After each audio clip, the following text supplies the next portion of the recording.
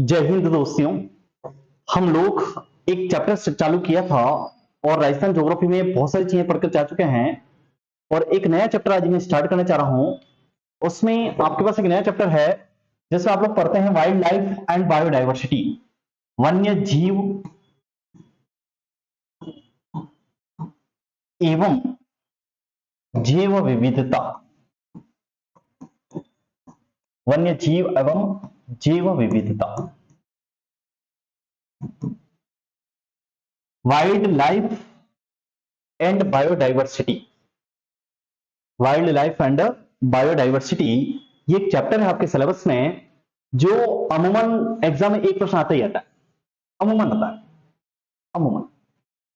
अब यहां से पहली पहली चीजें जो क्लियर कर लेनी चाहिए मेरे हिसाब से आप लोगों को, हालांकि ऐसा आता नहीं है, हालांकि ऐसा आता नहीं है, लेकिन पहले सबसे पहले चैप्टर के ऊपर ही क्लियर कर लेना चाहिए। ये जो वन्य जीव शब्द है ये किसने दिया? वन्य जीव शब्द पहली बार कहां से आया, किसने दिया, कुछ आइडिया है क्या? खूब पढ़ते हैं वन्य जीव आते, आप बाघ परियोजना पढ़ लेते हो, राष्ट्रीय उद्यान पढ़ लेते हो, वन्य जीव अभ्यारण्य पढ़ लेते हो, बहुत कुछ पढ़ के चले जाते हो। लेकिन अगर मेरे जैसा एग्जामिनर हो तो सबसे पहले प्रश्न ये पूछे, आप ये बताओ वन्य जीव शब्द किसने दिया। क्यों पूछा उसका रीजन बताता हूं, क्योंकि आप लोग इसके बारे में बहुत सारी बात पढ़ के गए कि जैव विविधता शब्द किसने दिया, जैव विविधता की अवधारणा कौन लाया, जैव विविधता शब्द का प्रयोग किसने किया, पारिस्थितिक शब्द किसने दिया, पारिस्थितिक तंत्र शब्द किसने दिया, वो सब पढ़ के आए। तो एग्जाम ये भी तो पूछ सकता भविष्य में कि इस वन्य जीव को नाम किसने दिया, पूछ सकता, उसके पास आधार है तो बता सकता वन्य जीव किसने दिया होगा। कहीं कहीं पढ़ा हो, कभी नहीं पढ़ा, कभी नहीं पढ़ा, इसकी गारंटी मैं दे रहा हूं। ये जो वन्य जीव शब्द है ये शब्द दिया किसने था, ध्यान रखना, अमेरिकी प्राणी शास्त्री,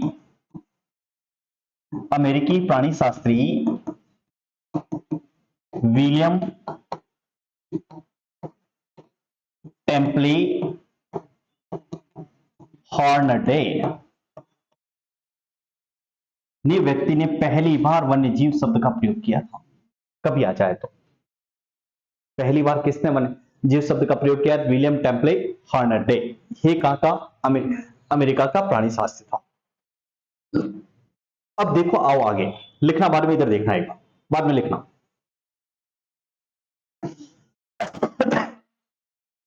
ये जो वन्य जीव है, वन्य जीवों की संरक्षण का संविधान में उल्लेख, संरक्षण का संविधान में उल्लेख, कोई बता सकता है कहां है? कॉन्स्टिट्यूशन जो है आपका, संविधान जो है, उस संविधान में कौन कौन से आर्टिकल है जिसमें वन्य जीवों के संरक्षण की बात की गई है? कोई आर्टिकल एक दो नाम याद हो, वन्य जीवों के संरक्षण के लिए कौन से आर्टिकल संविधान में है? कुछ आइडिया किसी को? नो। देखो, दो आर्टिकल पढ़ते हो आप लोग, जिसमें एक आर्टिकल है आपके पास 48 का और एक आर्टिकल है आपके पास 51 का।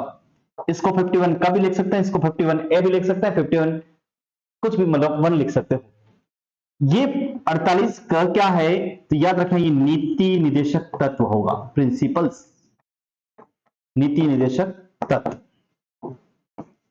आपने कहीं पढ़ा होगा, मेरे को नहीं पता, मेरे को नहीं आता पॉलिटिकल, उसमें नीति निर्देशक तत्व कहीं पढ़ा होगा कि आर्टिकल 36 से लेकर 51 तक कहीं पढ़ के आते हो तो, है ना। उससे पहले आप मूल अधिकार पढ़ते हो, मूल अधिकार से पहले बहुत सारी चीजें हैं उसको पढ़ के आते हैं। तो इसमें 51 में का में क्या है, तो इसमें आपके क्या है, मूल कर्तव्य, ड्यूटीज।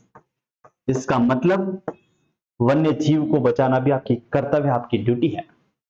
इसीलिए आप लोग देखते हो आए दिन सांप आते हैं अपने घरों के आसपास, अपने वाले लोग तो लठ लगा के मार देते हैं, लेकिन कुछ न कुछ लोग ऐसे होते हैं जो पकड़ते हैं और पकड़ के वापस उसको सुरक्षित जंगलों में छोड़ा जाता है। तो मेरा यही प्रश्न है कि भारत में पहली बार या उत्तर भारत में पहली बार सांपों से संबंधित कोर्स जो चलता है वो किस यूनिवर्सिटी में चलता है? सरीसृप जिसको कह रहे हैं, रेंगने वाले जो हैं, रेप्टाइल जिसको कह रहे हैं, उस रेप्टाइल से संबंधित कोर्स राजस्थान की किस यूनिवर्सिटी में चलता है? सांपों के बारे में। और आपने कहीं पढ़ा होगा कि उत्तर भारत में एक अभ्यारण्य जिसका नाम है शेरगढ़ बारावाला, जो सांप संरक्षण स्थल के लिए जाना जाता है। लेकिन मैं ये पूछ रहा हूं कि सांपों के संरक्षण या सांपों के लिए रेप्टाइल जिसको कहते हैं, वो रेप्टाइल कोर्स कहां चलता है? नहीं, झालोर में नहीं चलता है। कौन सी यूनिवर्सिटी में चलता है वो कोर्स? कोई है किसी को पता? नहीं चलता बीकानेर में भी। रेप्टाइल से संबंधित जो कोर्स चलता है वो कोटा यूनिवर्सिटी में चलता है, कोटा। तो ऐसा प्रश्न निकल कर बाहर आ गया। अब यहां पर ये दो वन्य जीवों का उल्लेख है, हम फिर एक लाइन ले चलें कि ये तो वन्य जीव है, तो हम यही बात करें कि गाय की संरक्षण का संविधान में उल्लेख। हमारा पालतू पशु में एकमात्र पशु है जिसका नाम क्या है? गाय। और इस गाय के लिए संविधान में पूरा आर्टिकल है, वो आर्टिकल कौन सा है? ये 2016 सेकंड ग्रेड में आया था गाय वाला प्रश्न तो, और वहां पे लोग सब 48 का 48 करके चले आए, प्रश्न गलत हो गया सबका। तो किसी को नहीं। गाय के संरक्षण का प्रावधान है संविधान के अनुच्छेद 48 में। कहां पर है? 48। ये अनुच्छेद है, याद रखना है ना, पता चले तुम वहां पे हर कुछ रामायण पढ़ के जा रहे हो क्या लिखा है। अनुच्छेद है ये 48 अनुच्छेद जो है उसमें गाय के संरक्षण का प्रावधान कर रखा है। ये बातें आपको आनी चाहिए, किसी भी हालत में आनी चाहिए। फिर आप लोगों ने एक लाइन पढ़ा होगा, ये वन और वन्य जीव जो है ये वर्तमान में समवर्ती सूची का विषय है। ये बात सबने पढ़ रखी है आपने। और वन और वन्य जीव को जो विषय है समवर्ती सूची का है, उसको आपने पढ़ा होगा कि 42वें संविधान संशोधन 1976 के द्वारा इधर डाले गए। तो इसका मतलब पहले कहां थे? पहले कहां थे? तो आप इस बात को भी याद रखना। अब देखो, वन एवं वन्य जीव का उल्लेख, वन्य जीव का उल्लेख कहां है?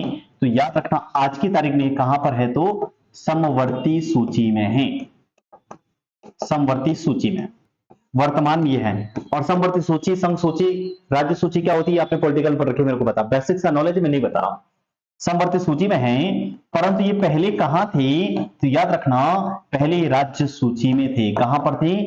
राज्य सूची में। पहले राज्य सूची में थे और अभी कहां है? तो समवर्ती सूची में। और इस राज्य सूची से इस सूची में कब डाला गया? तो याद रखना इसको डाला गया था 42वें संविधान संशोधन। कब हुआ था? 1976। 42वें संविधान संशोधन के माध्यम से वन एवं वन्य जीव के विषय को समवर्ती सूची का विषय बनाया गया था, जबकि पहले यह राज्य सूची का विषय था। क्लियर बात को?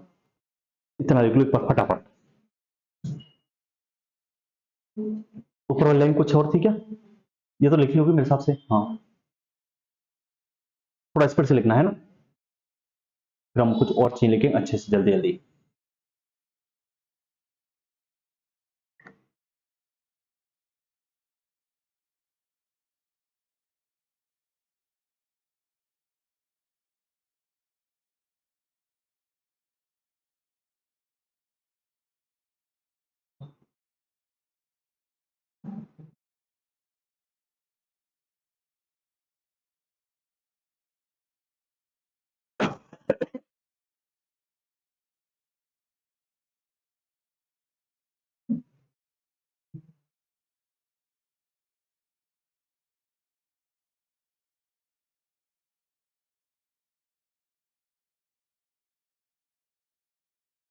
बोलिए।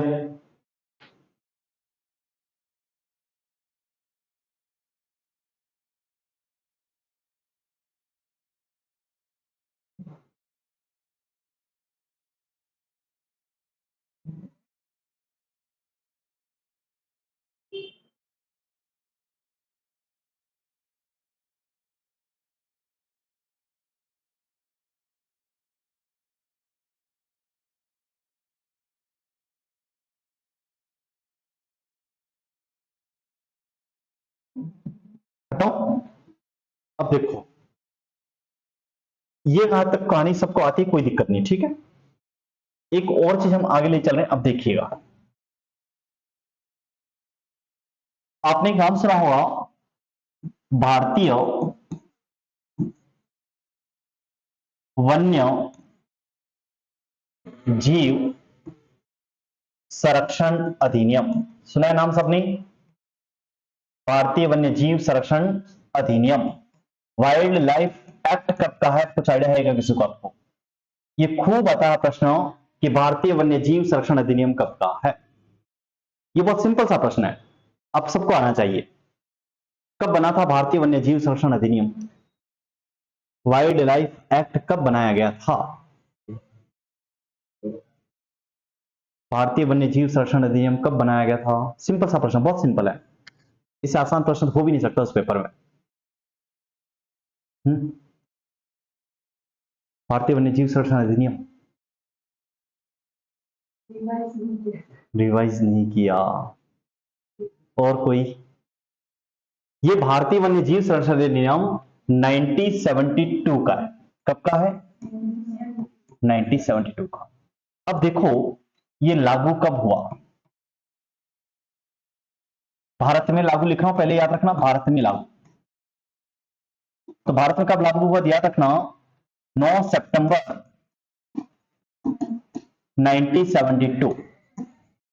भारत में 9 सितंबर 1972 को लागू हो गया था। इसी अधिनियम को राजस्थान में कब लागू किया गया, ये एक अलग प्रश्न है कि राजस्थान में इसको कब लागू किया गया। तो ये राजस्थान में लगा था, ये आपका 1 सितंबर 1973 कांस्टेबल के एग्जाम में ये आया था प्रश्न कि भारतीय वन्य जीव संरक्षण अधिनियम को राजस्थान में कब लागू किया गया, 1 सितंबर 1973। फिर आते हम नीचे, ये तो भारत का है। अगर यहीं से हम पूछें कि राजस्थान वन्य जीव संरक्षण अधिनियम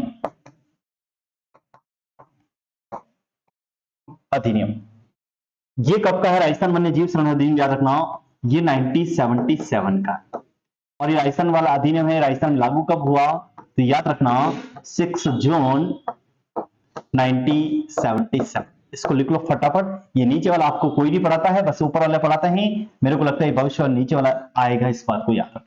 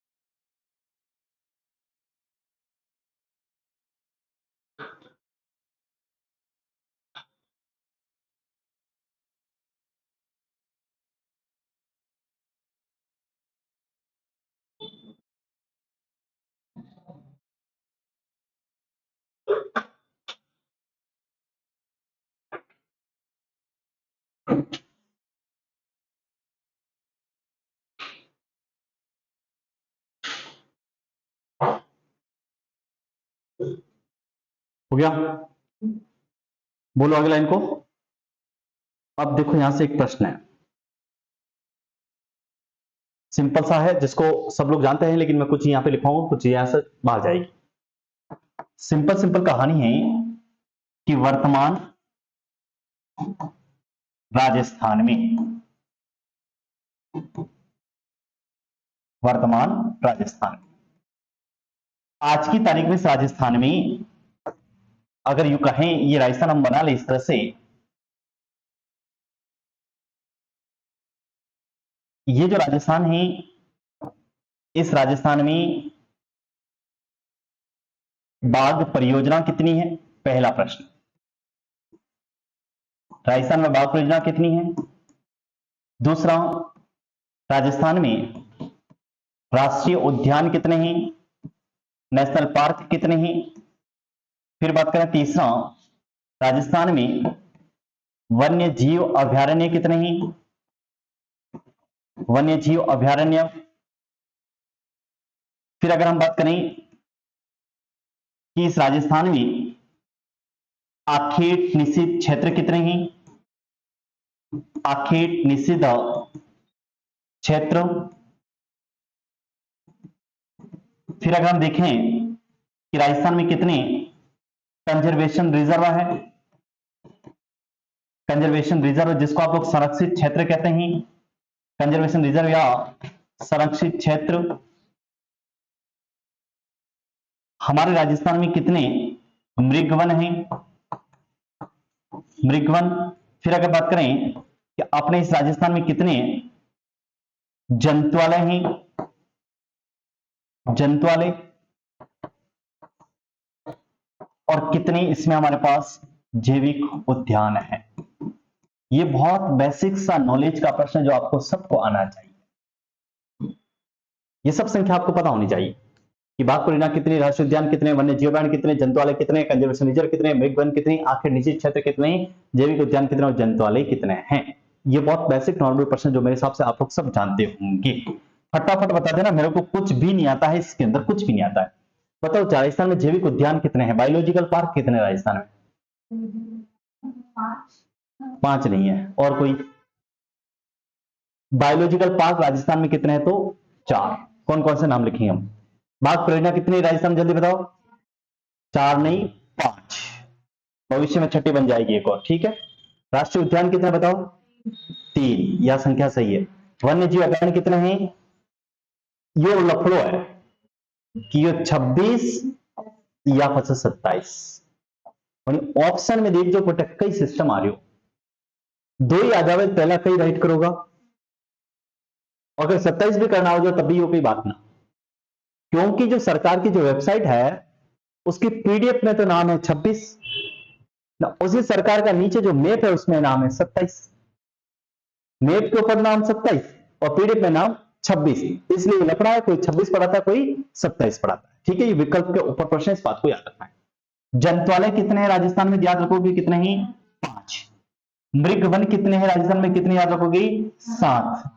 संरक्षित कंजर्वेशन रिजर्व कितने हैं, याद रखना 36, कितने ही? 36। और आखेट निश्चित क्षेत्र कितने हैं? 33। मेरे दोस्त इस 33 में प्लस अब एक और कर लेना है और बराबर कितने हो जाएंगे? ये 34। अब तुम कहोगे ये एक कौन सा बना दिया सर, हमने तो पता ही नहीं आज दिन तक, हमारे को तो आज दिन तक पता ही नहीं किसने बना दिया। ये जो एक है ये एक नया बना है मेरे दोस्त, आसिंद। और आसिंद कौन से जिले में आता है? भिलवाड़ा में। और ये आसिंद को कब बनाया गया है? तो याद रखते मेरे दोस्त, जो बजट आया था इस बार, बजट 2024-25 में इस आसिंद को घोषणा करके बनाया है, ठीक है। इतनी कहानी तो आपको आनी चाहिए पहले। तो इसको इसी फॉर्मेट में बनाओगे, क्या करोगे? लिखना ऐसे ही ताकि आपको सही सही जानकारी मिल जाएगी सब साथ में। इसको बना लो फटाफट।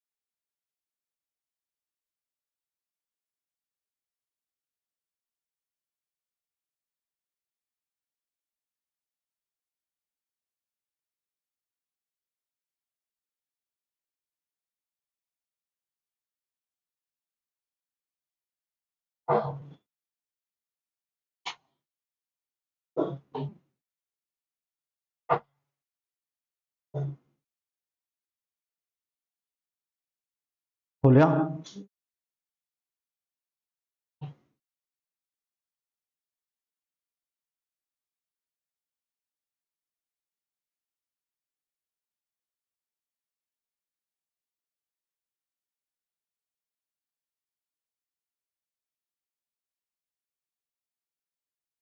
अब देखो यहां से, अब हम सबसे पहले पढ़ेंगे भाग परियोजनाएं, ठीक है। ये बन गया सबका आपका। अब यहां से हम ले चल रहे हैं फिर अगली कहानी में। लिखना कुछ नहीं, इधर देखना, बाद में लिख लेंगे, ठीक है। सबसे पहले हम पढ़ेंगे भाग परियोजना, टाइगर प्रोजेक्ट, भाग परियोजनाएं कितनी है, हम ये बात आगे राजस्थान में करके आ चुके हैं। कितनी है राजस्थान भाग परियोजना? तो 5।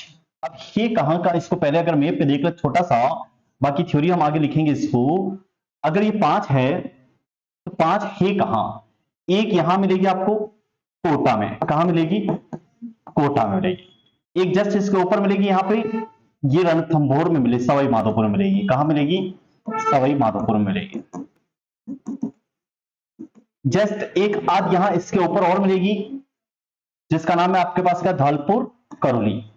नाम ही उसका वही रखा है, धौलपुर करौली। हम उसको कुछ भी नहीं कह सकते, धौलपुर करौली है। एक जस्ट इसके पड़ोस में यहां लगा लो कहीं पे और, जिसको कहते हैं आप लोग बूंदी, बूंदी में ही। और बताओ एक और कौन सी रह गई है, कोई बता सकता है? एक और मिलेगी बीच में इधर कहीं आपको, वो मिलेगी आपको अलवर में। कहां मिलेगी? अलवर। अलवर में कौन सी है तो आपको पता होना चाहिए, सरिस्का है। धौलपुर करौली में धौलपुर करौली है। सवाई माधोपुर में कौन सी है आपको पता होना चाहिए, रणथंभौर है। कोटा में कौन सी है? मुकुंदरा है, या इसको दर्रा लिखते हैं, कोई दिक्कत नहीं है। और बूंदी में कौन सी है तो याद रखना, रामगढ़ विषधारी, रामगढ़ विषधारी। पहला प्रश्न यहीं पे क्लोज। कितनी है? 5। कहां कहां है वो सब कुछ यहाँ पे आ गया। लेकिन अब हम इसको ऐसे तो पढ़ नहीं सकते कि सब 5 लिख लिया, नाम लिख लिया, कहानी खत्म हो गई। नहीं, हमारे को सबसे पहले लिखनी पड़ी, एक एक को डिटेल से लिखना है। सबसे पहले हेडिंग डालोगे आप लोग रणथंभौर, रणथंभौर। ये कहां तो लिखना सवाई माधोपुर। लिखो इसको फटाफट, बाग परियोजना हेडिंग डालना है और रणथंभौर सवाई माधोपुर लिखना है। बाग परियोजना रणथंभौर सवाई माधोपुर।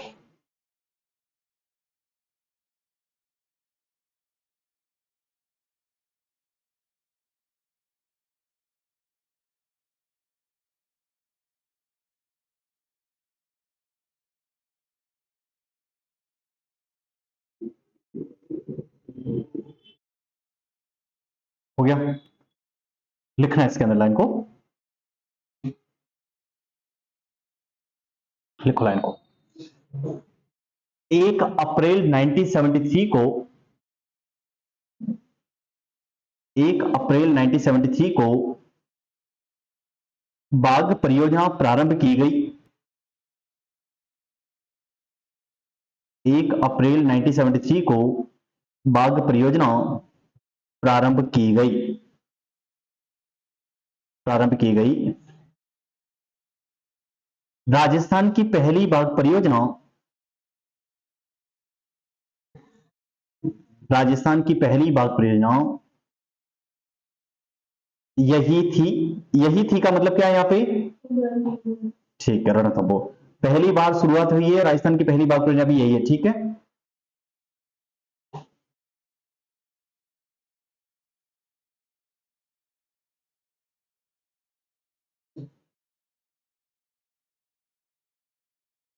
अगली लाइन को लिखो।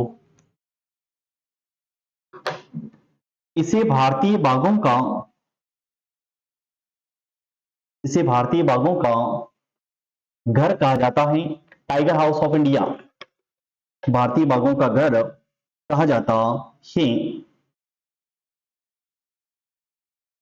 2009 में पहली बार, 2009 में पहली बार, 2009 में पहली बार फोटो ट्रेप पद्धति, फोटो ट्रेप पद्धति के माध्यम से फोटो ट्रैप पद्धति के माध्यम से बाघ गणना की गई। फोटो ट्रैप पद्धति के माध्यम से बाघ गणना की गई। बाघ गणना की गई। लाइन को चेंज करो। अक्टूबर नवंबर 2010 में अक्टूबर नवंबर 2010 में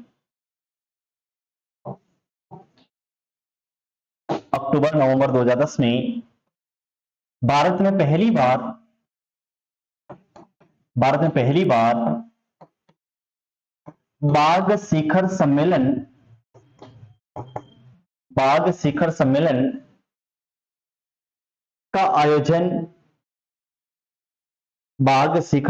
का आयोजन यहीं पर किया गया। बाघ शिखर सम्मेलन का आयोजन यहीं पर किया गया। ये तो आपको याद रखना ही रखना, इस बात को याद रखना। अब इसके बाद देखो हुआ क्या था। लिखना कुछ नहीं, इधर देखना, बाद में लिखेंगे। यहां की दो प्रमुख बाघिन थी। दो प्रमुख बाघिन कौन कौन सी थी? कोई नाम है, किसी को आइडिया है क्या? दो प्रमुख बाघिन कौन थी यहां पे? Any idea? किसी ने कहीं पढ़ा हो? नहीं पता? एक का नाम था मछली।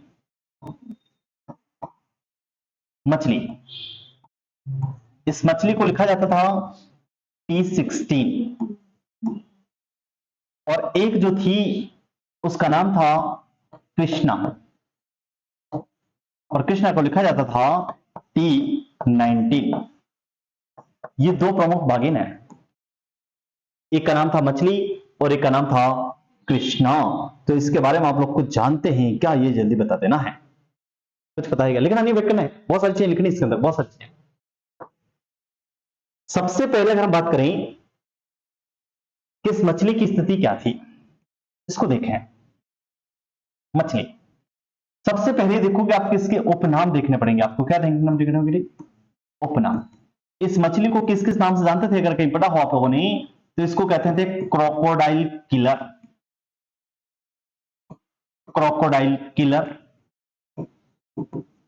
इसी को कहते थे लेडी ऑफ लेक। इसी को कहते थे रणथंभोर क्वीन। सारे नाम इसी के, इस बात को याद रखना। Ranthambore queen, lady of lake, Ranthambore queen, crocodile killer. आपको एक फोटो देखने को मिलेगा, कहीं पर देखना, कि जिसमें एक बाघिन है, पानी के अंदर जा रही है और एक मगरमच्छ को खींच कर बाहर आ रही, शिकार करते हुए दिखाई देती है। वो फोटो इसी का। ये जो मछली थी इसके ऊपर डॉक्यूमेंट्री मूवी बनी है। क्या बनी है? डॉक्यूमेंट्री मूवी, यानी कह लो छोटी छोटी फिल्में बनी हैं। और वो डॉक्यूमेंट्री मूवी टोटल बनी कितनी है? वो डॉक्यूमेंट्री टोटल बनी है 15। कितनी बनी है? 15। और ये डॉक्यूमेंट्री मूवी बनाई किसने थी? तो एक व्यक्ति का नाम था जिसका नाम था एस नल्ला मुत्थत ने बनाई। एस नल्ला मुत्थत ने बनाई। और इनको पब्लिश कहां से करा? ये जो डॉक्यूमेंट्री मूवी है इसको नेशनल जियोग्राफी चैनल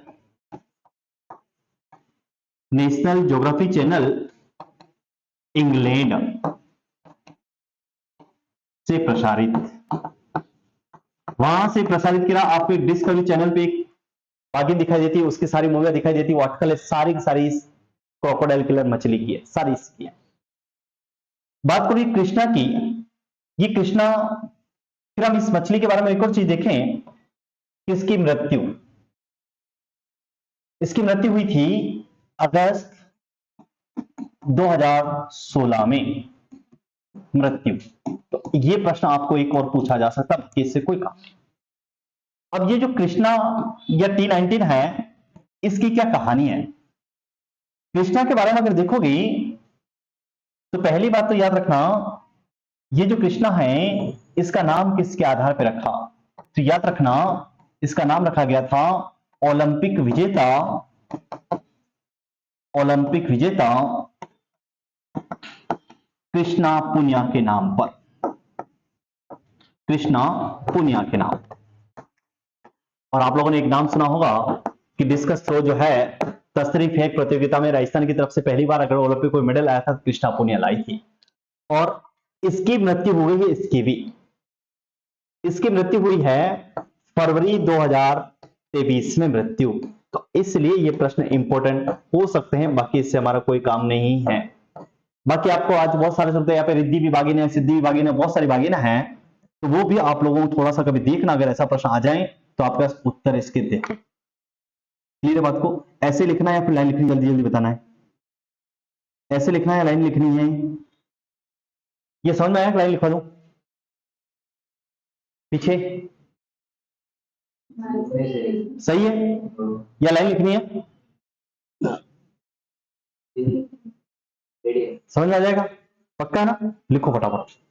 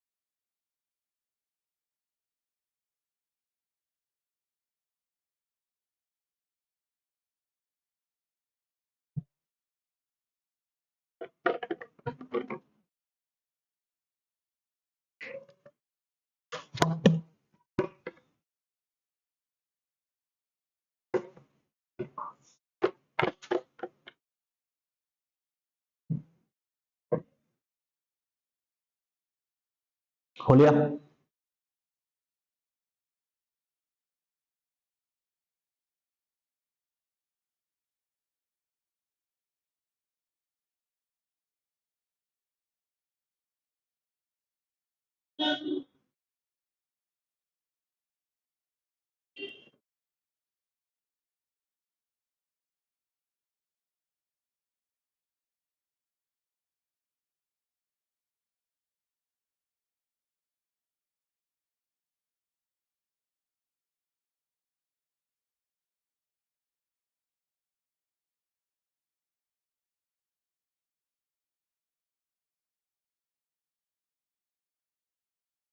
हो गया क्या?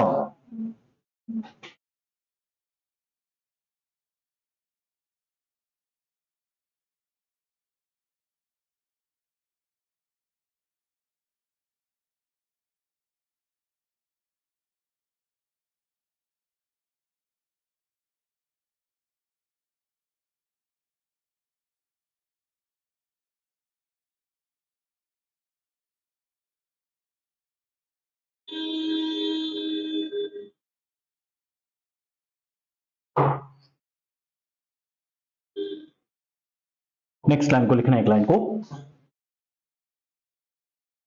लिखो, लाइन को। ब्रिटिश संस्था, ब्रिटिश संस्था, ब्रिटिश संस्था travels operators for the tigers, travels, travels operators for the tigers ने travels operator for the tigers ने 24 अप्रैल 2009 को 24 अप्रैल 2009 को 24 अप्रैल 2009 को बागीन मछली को नई दिल्ली में बागीन मछली को नई दिल्ली में लाइफ टाइम अचीवमेंट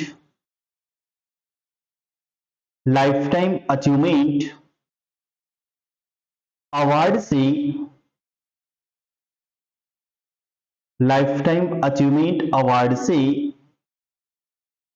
सम्मानित किया। लाइफ टाइम अचीवमेंट अवार्ड से सम्मानित किया। अब इसको सम्मानित किया तो क्या इसको दिल्ली ले गए होंगे? क्या ले गए होंगे? और फिर आराम से वो आए होंगे, आदमियों ने इसको पुरस्कार दिया होगा, है ऐसा हुआ होगा क्या? नहीं।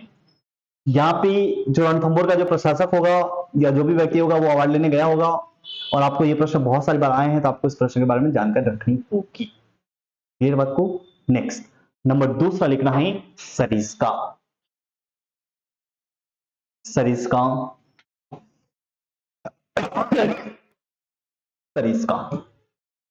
कहां पर है आपको सबको पता है?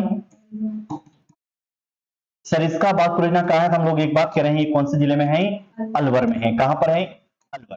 इंपॉर्टेंट प्रश्न इसका कुछ भी नहीं है, बहुत सिंपल सा प्रश्न है यहाँ पे। ये जो सरिस्का बाग परियोजना है इसको कब घोषणा की गई? वो पहले वाली थी 1 अप्रैल 1978 की गई थी। ये कब घोषित हुई है याद रखना, इसकी घोषणा 1978 को हुई, यानी इसको बनाया कब है तो 1978 में। फिर ये सरिस्का का सबसे इंपॉर्टेंट प्रश्न क्या है? आपने कहीं पढ़ा होगा कि सरिस्का में हरे कबूतर पाए जाते हैं। क्या पाए जाते हैं? हरे कबूतर। मेरे दोस्त बताओ हरे कबूतर कौन कहां से लाया था? ये लाइन सबने पढ़ी है कि सरिस्का में हरे कबूतर पाए जाते हैं। हम पूछ रहे हैं कि हरे कबूतर कौन कहां से कब लाया था? Any idea? हरे कबूतर कौन कब कहां से लाया था? नहीं? लिखो एक लाइन को फटाफट। सरिस्का अलवर 1978 में घोषित। लिखो एक लाइन को। यह परियोजना हरे कबूतर के लिए जानी जाती है। हरे कबूतर के लिए जानी जाती है। हरे कबूतर के लिए जानी जाती है। ये कबूतर अलवर महाराजा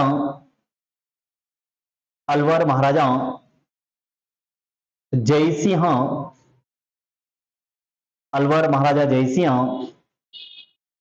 पेरिस से लाए थे।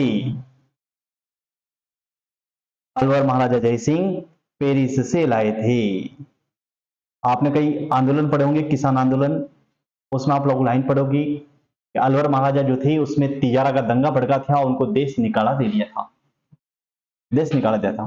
तो ये जब उधर गए थे तब उधर से ये फिर लेकर आए थे। ठीक है, नेक्स्ट अगली लाइन को लिखो। 2008 में 2008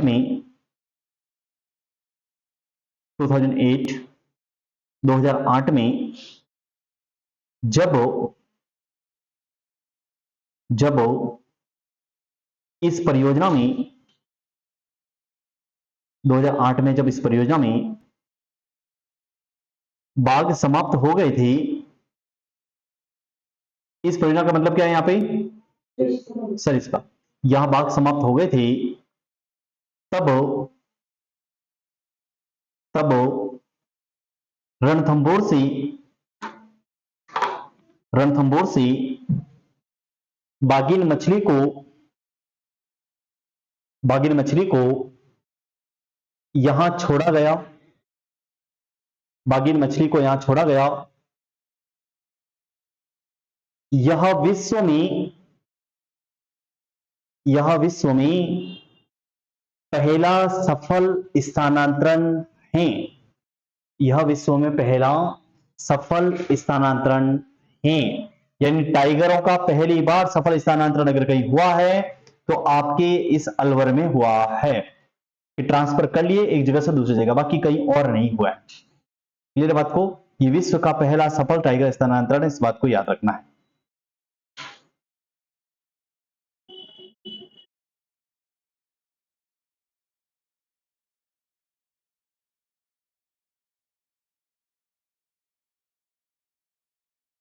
नेक्स्ट, इसके अलावा इसमें और कुछ लिखना हो तो देख लेते हैं हम लोग। एक दो नाम लिखना है, यहां से कभी आ सकता है।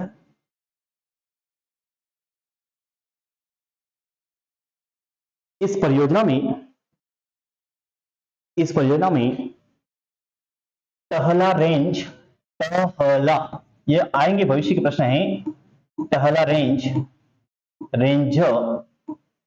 प्रसिद्ध है, टहला रेंज प्रसिद्ध है जहां बेंसोटा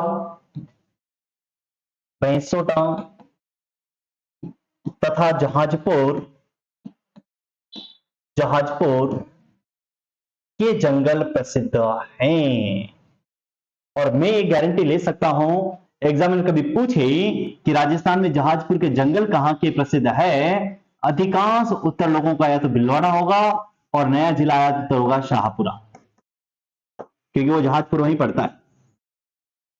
भीलवाड़ा पड़ता है वो, शाहपुरा जहाजपुर पड़ता है, तो उसको लगता है इधर का होगा, जबकि वो प्रश्न गलत हो जाएगा मेरे दोस्त। वो प्रश्न कहां की बात करना चाह रहा होगा, अलवर की बात करना चाह रहा होगा। ठीक है, ये एक प्रश्न, आप इस बात को याद रखना है। नेक्स्ट देखो, Mukundra tiger reserve, Mukundra tiger reserve, Mukundra tiger reserve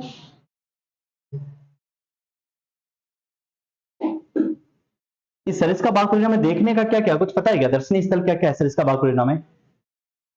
कभी भी सुना हो कि सरिस्का बाग परियोजना जो उसके पर्यटन स्थल, मुकुंदरा लिखने से पहले अगर चाहो तो ये चीज और देख लो, सरिस्का बाग परियोजना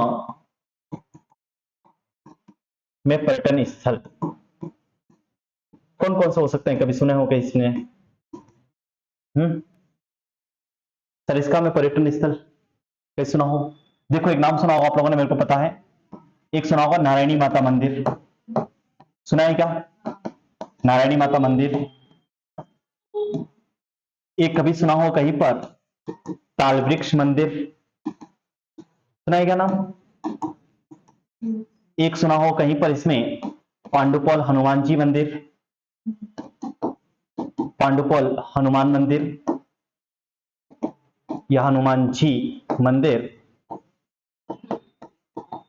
कहीं सुना हो इसी में एक मंदिर और है, नीलकंठ महादेव, नीलकंठ महादेव, नीलकंठ महादेव। फिर एक मंदिर और है यहाँ पे, ऋषि पारासर मंदिर, ऋषि पारासर मंदिर। एक और इसमें देखने का है गढ़ राजौरगढ़ का बेनालई, गढ़ राजौरगढ़ का बेनालई, बेनालई। और एक आपने इसमें सुना होगा इस सरिस्का में ही, बाबा भर्तृहरि गुफा, सुना है नाम? बाबा भर्तृहरि समाधि। इस भर्तृहरि का मेला लगता है, यहाँ पर वो अधिकांश कनपटे साधु आते हैं, इसलिए इसे कनपटे सन्यासों का कुंभ भी कहते हैं। ये सब के सब किसके अंदर है? ये सब के सब सरिस्का में है, अगर कभी आ जाए तो। हालांकि नहीं आया तो अपने कोई बात नहीं है, लेकिन आजाद याद रखना, ये सब के सब कहां पर है? सरिस्का में है। ठीक है, ये सब सरिस्का में है, इस बात को याद रखना है। इससे आगे कुछ चीजें और है जो हम लोग इस वन्य जीव अभयारण्य में कल पढ़ेंगे, और कल ये 2-3 परियोजना और है, बाइक टाइप परियोजना, और फिर हमारे पास ये 2 घंटे के चैप्टर और रहेगा, मतलब 2 क्लास में और होगा, ये चैप्टर खत्म कर लेंगे हम लोग। ठीक है ना, मुकुंदरा का स्कूल पढ़ेंगे। तब तक के लिए धन्यवाद।